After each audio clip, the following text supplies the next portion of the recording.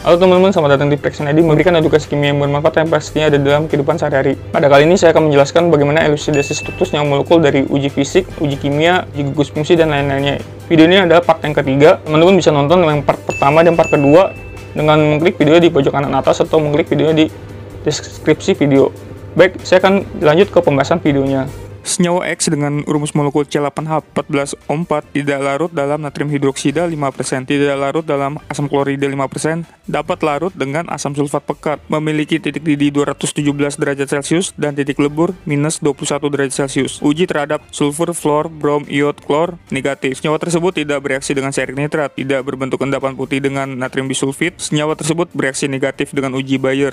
Jika direaksikan dengan hidroksilamin yang dilanjuti dengan larutan ferik klorida membentuk larutan berwarna ungu, memberikan serapan IR sebagai berikut. Di sini terdapat spektra IR, teman-teman, nanti akan saya zoom spektra IR-nya. Pada pengukuran HNMR didapatkan pergeseran pada triplet 1,1 ppm 6 hidrogen, kuartet pada 4,2 ppm 4 hidrogen, pada 2,7 ppm 4 hidrogen. Sedangkan spektrum massa senyawa tersebut adalah 174, 129, 101, dan 73. Tentukan struktur senyawaan yang dimaksud disertai alasan yang jelas dengan memperhatikan hal berikut. A. Sifat fisiknya. B. Identifikasi gugus fungsi. Tuliskan reaksi kimia yang terjadi. C. Spektra IR. D. Spektra HNMR. Dan E. Pola fragmentasinya. F. Konformasi. 1. Struktur. Pertama kita akan bahas dulu sifat fisiknya, teman-teman. Uji fisik, titik didihnya 217 derajat Celcius, berarti senyawa tidak mudah menguap karena di atas 100 derajat Celcius ya. Uji kelarutan tidak larut dalam natrium hidroksida 5% dan tidak larut dalam asam klorida 5%, larut dalam asam sulfat. Kalau kita lihat dari diagram golongan kelarutan senyawa ini termasuk ke dalam golongan N, hidrokarbon tak jenuh, polar netral, karbonnya lebih dari 5. Uji kimia, analisis unsurnya, uji fluor, klor, brom, iod, nitrogen, sulfur, hasilnya negatif, berarti bukan senyawa halida, amina, amida, tio. Uji gugus fungsi, direaksikan dengan serik nitrat, hasilnya negatif, berarti kemungkinan senyawa tidak memiliki gugus hidroksil atau OH, berarti bukan golongan alkohol ya. Direaksikan dengan natrium bisulfit tidak menghasilkan endapan putih, berarti senyawa tidak memiliki gugus karbonil. Negatif dengan uji Bayer, berarti senyawa bukan golongan hidrokarbon tak jenuh atau alkena atau alkuna. Direaksikan dengan hidroksilamin lalu dilanjutkan dengan ferik klorida menghasilkan larutan berwarna ungu, berarti kemungkinan senyawa adalah golongan ester. Jadi dari uji kimia dapat disimpulkan bahwa golongan senyawanya ini adalah senyawa ester ya. Analisis data spektra IR. Di sini yang saya buletin adalah peak yang paling pentingnya. Teman-teman bisa juga analisa peak yang lainnya yang nggak dilingkarin. Untuk teman-teman yang ingin analisa data spektra IR-nya ini biar lebih mudah, teman-teman bisa download tabel chart IR lengkap ini. Linknya ada di deskripsi video. Karena kita udah tahu dari sebelumnya yang uji kimia bahwa senyawanya ini adalah golongan ester, jadi kita bisa lihat di tabel chart IR-nya ini yang bagian esternya, teman-teman, biar lebih akurat dengan data spektra IR-nya. Kalau kita lihat yang peak yang paling sebelah kiri adalah peak dari CH-SP3 stretching karena di bawah dari 3000 cm pangkat minus 1. Sedangkan peak yang kedua yang sekitar 1700-an ini cm pangkat minus 1 adalah C rangkap 2O karbonil stretching. Peak yang 1100 lebih ini adalah C ketan tunggal dengan oksigen stretching. Hanya info tambahan aja, teman-teman. Untuk yang gugus karbonil ini serapan IR-nya bisa berubah-ubah, teman-teman, tergantung karbonilnya ini tersubstitusi pada senyawa apa. Untuk teman-teman yang ingin tahu lebih dalam lagi, teman-teman bisa nonton video saya yang tentang faktor-faktor yang mempengaruhi vibrasi karbonil series 3B dalam penjelasan spektrofotometri IR. Teman-teman bisa klik videonya di pojok kanan atas atau mengklik videonya di deskripsi video. D. Analisis data spektra HNMR. Pada pengukuran HNMR didapatkan pergeseran pada triplet 1,1 ppm 6 hidrogen, kuartet pada 4,2 ppm 4 hidrogen, triplet pada 2,7 ppm 4 hidrogen. Setelah kita dapat data ini, kita jadikan ke spektra HNMR-nya. A. Spektra HNMR-nya yang kita dapatkan tadi dari data sebelumnya kita jadikan seperti ini. Lalu kita cari B, jumlah ikatan rangkap atau simbolnya F, di mana F-nya itu rumusnya adalah X kurang setengah Y tambah setengah Z tambah 1. X atom tetravalen seperti C, karbon ada 8 dikurang setengah kali atom monovalen yang bervalensi 1 seperti hidrogen atau atom halogen. Ada 14 ditambah setengah dikali atom pentavalen. Di sini pentavalen yang nitrogen dan fosfor tidak ada, jadi 0 ditambah 1. Hasilnya adalah 2. Jadi bisa disimpulkan bahwa kemungkinan senyawa memiliki ketidakjenuhannya itu ada 2 ikatan rangkap 2. Bisa C rangkap 2O 2 kali, atau C rangkap 2C-nya 2 kali, atau gabungan 1 C rangkap 2O atau C rangkap 2C alkena. Karena kita tahu sebelumnya bahwa ada serapan IR karbonil C rangkap 2O, tidak ada serapan alkena C rangkap 2C, maka sudah dipastikan 2 ikatan rangkap 2 karbonil. Didukung lagi dari nilai pergeseran kimianya ini, kita lihat kalau di data Heinemer tidak menunjukkan adanya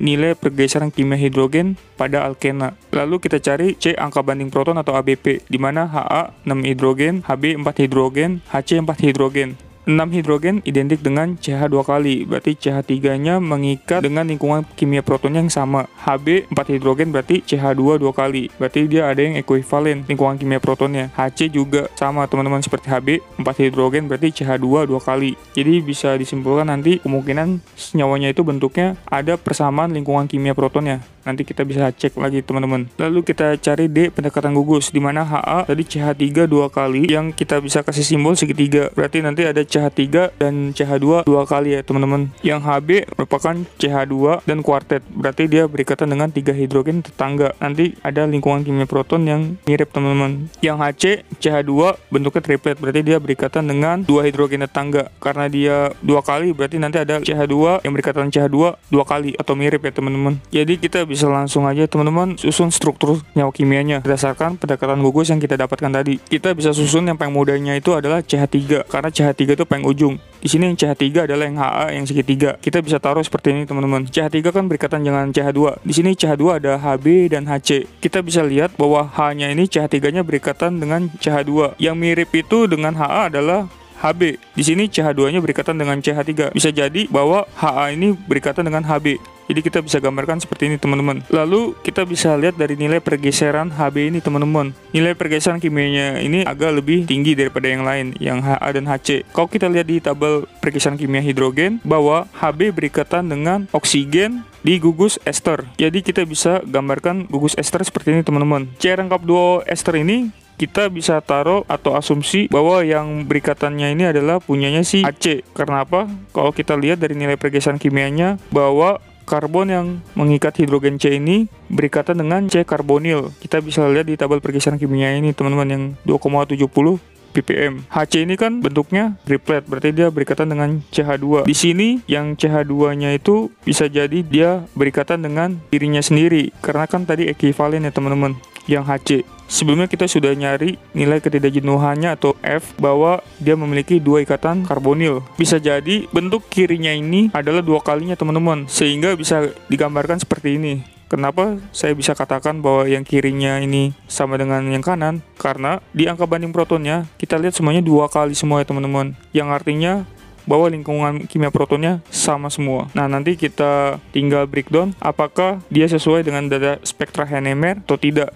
Kita mulai breakdown yang dari CH3 yang segitiga ini, bahwa dia 6 hidrogen 1,10 ppm triplet, yang artinya dia berikatan dengan 2 hidrogen tetangga. Benar, 6 hidrogen berarti dia 2 kali ya. Di sini kan lingkungan kimia protonnya sama ya, sama-sama mengikat CH2 dan 6 hidrogen, dan nilai pergeseran kimianya itu 1,10 ppm, yang artinya dia mengikat alkana. Berarti yang H-nya ini tidak ada yang salah ya teman-teman, atau benar. Lalu kita cek yang Hb. Hb yang disimbolkan persegi, dia bentuknya adalah kuartet, yang artinya dia mengikat 3 hidrogen tetangga. Benar ya teman-teman. Nilai pergeserannya itu ada 4,20 ppm. Kita bisa lihat di tabel pergeseran kimianya bahwa hidrogennya itu karbonnya mengikat oksigen di ester. Berarti benar ya teman-teman, dan dia ekuivalen. CH2-nya 2 kali, sama-sama mengikat oksigen. Berarti Hb sudah sesuai teman-teman dengan data spektra Heinemer-nya. Lalu kita lihat yang Hc, yang simbolnya lingkaran. Tadi kan CH2 2 kali, bentuknya triplet, artinya dia mengikat 2 hidrogen tetangga. Lalu nilai pergeseran kimianya adalah 2,7 ppm. Kalau kita lihat di tabel pergeseran kimianya,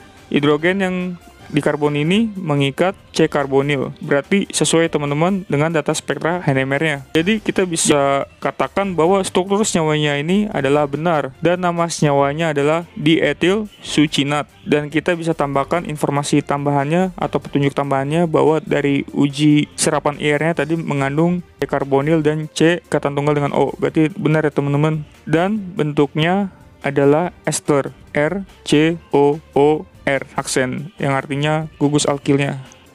Analisis data spektra massa atau MS. Spektrum massa senyawa tersebut adalah 174 yang merupakan ion molekulnya. Lalu yang 129, 101, dan 73 merupakan massa per elektron fragmennya. Ini adalah struktur dietil succinatnya ditembakkan elektron di spektrum massa. Di sini terdapat atom yang memiliki elektron bebas seperti oksigen ada 4 ya. Di sini 2, di kiri dan di kanan 2. Kita bisa pilih salah satu yang mana yang mudah trionisasi. Yang mudah trionisasi kan yang C rangkap 2O karbonil karena dia memiliki elektron bebas dan ikatan rangkap 2. Kita pilih salah satu aja teman-teman dari kedua ini. Misalnya saya pilih yang kanan, yang trionisasi. Jadi seperti ini, yang massa per elektronnya adalah 174 plus 2 elektron. Karena satu elektron terlepas di oksigen di dietil succinatnya dan satu elektron dari spektrum massanya. Lalu ada massa per elektron 129 fragmennya. Kita bisa hitung bagaimana biar mendapatkan hasilnya 129. Di sini dia kehilangan yang O etil ini. Bagaimana cara pembelahannya, yaitu dengan homolisis agar terbentuk ion asilium yang seperti ini teman-teman hasilnya. Sehingga yang O etil ini akan menjadi radikal. Di spektrum massa tadi terdapat fragmen 101 massa per elektronnya. Bagaimana mendapatkan 101 massa per elektronnya? Yaitu dengan kehilangan yang bagian kanan ini teman-teman. Bagaimana cara kehilangan yang kanan ini dan yang kiri ini terbaca? Yaitu dengan pembelahan heterolisis. Sehingga alkilnya ini menjadi positif dan terbaca di spektrum massa sebesar 101 massa per elektronnya dan yang kanan menjadi radikal. Lalu terdapat massa per elektron fragmennya itu 73. Bagaimana cara mendapatkan angka 73? Yaitu terjadi pembelahan di sini teman-teman, di mana nanti akan terbentuk ion asilium dan yang alkil ini menjadi radikal. Sehingga hasilnya seperti ini teman-teman. Ion asilium ini terbaca di spektrum massa sebesar 73 massa per elektronnya dan yang kanan ini menjadi radikal.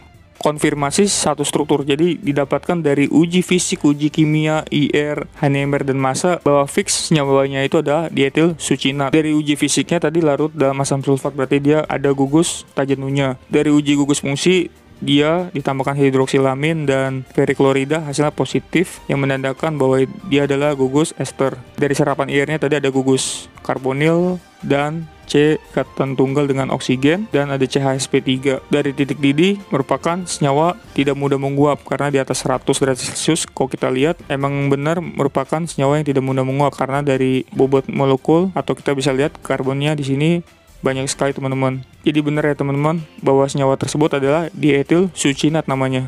Ini adalah gambaran umum reaksi hidroksilamin ditambah logam Fe3+ dengan senyawa ester. Teman-teman bisa catat atau screenshot reaksinya. Senyawa dietil succinat memiliki 2 gugus ester. Jadi saat direaksikan dengan hidroksilamin hidroklorida dan sodium hidroksida menjadi sodium hidroksinamat ditambah 2 molekul etanol dan ditambah 2 molekul air. Sodium hidroksinamatnya ditambahkan asam klorida sehingga gugus natriumnya atau sodiumnya akan tergantikan dengan hidrogen. Lalu direaksikan dengan Fe3+ atau besi 3 sehingga menghasilkan besi asam hidroksinamat kompleks yang berwarna ungu. Reaksinya ini mirip dengan reaksi fenol dengan periklorida atau besi 3 klorida yang menghasilkan warna ungu. Gambarnya itu seperti ini teman-teman hasil reaksinya karena adanya 2 gugus ester. Kalau di contoh reaksi kan hanya 1 gugus ya, kalau ini kan ada 2 gugus esternya, jadi seperti ini. Sekian video dari saya tentang menentukan struktur senyawa kimia dari data uji pemijaran, uji kelarutan, uji gugus fungsi, analisis unsur, spektra IR, MS, dan Heinemer dietil succinat. Ini merupakan part yang ketiga. Kalau teman-teman ingin nonton part yang pertama dan kedua, teman-teman bisa klik ya, linknya ada di deskripsi video. Apabila teman-teman masih ada pertanyaan seputar video ini, teman-teman bisa tulis pertanyaannya di kolom komentar. Bagi teman-teman yang ingin referensi materi videonya, teman-teman bisa klik referensinya di deskripsi video juga. Apabila video ini sangat bermanfaat, teman-teman bisa klik like dan share ke teman-teman kalian. Sekian dari saya ucapkan terima kasih.